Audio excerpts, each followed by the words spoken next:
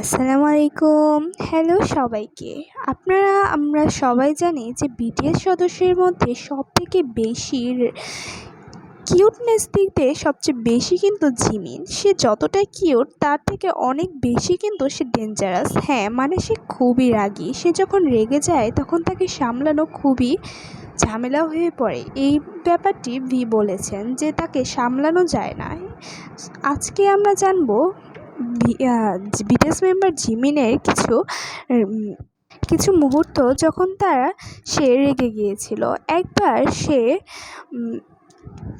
Hello কাউন্সিলে গিয়েছিলেন। সেখানে যে যার সমস্যা তুলে ধরছিল এবং তার স্টেজে থাকা মানুষেরা তার সমস্যাকে বলার চেষ্টা করেছিল। সেখানে একটি ভাই তার ছোট বোনকে অসম্মান করছিল এবং জিমিন এখানে খুবই রেগে যায় এবং বলে, তোমার কথায় আচরণের সমস্যা, আগে নিজেকে নিয়ে চিন্তা করো। জিমিন তার আত্মীয়স্বজন মানে পরিবারদের, বন্ধুদের এবং তার প্রিয়জনদের সাথে অভদ্র আচরণকারীদের খুবই অপছন্দ করেন।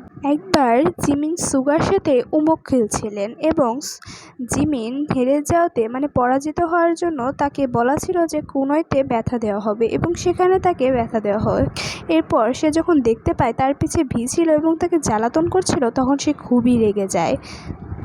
জাংকুক একবার ডান্স করছিল এবং সে যখন চেয়ারে বসতে নেবে তখনই ভি সেখান থেকে চেয়ারটা সরিয়ে নেয়। তখন এটা দেখে জিমিন খুবই রেগে যায় এবং ভি এর সাথে খুব করে ঝগড়া করা শুরু করে দেয়।